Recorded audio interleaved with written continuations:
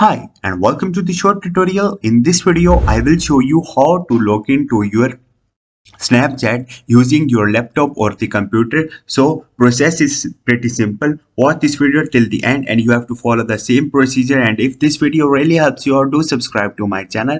So recently Snapchat give an update in which you can log into your Snapchat account using your computer or the laptop. So first of all, you have to open your browser and you have to search for the web.snapchat.com, and here you will see web.snapchat.com, and here is the link. So simply click on it. Then you have to enter your password and simply click on the login.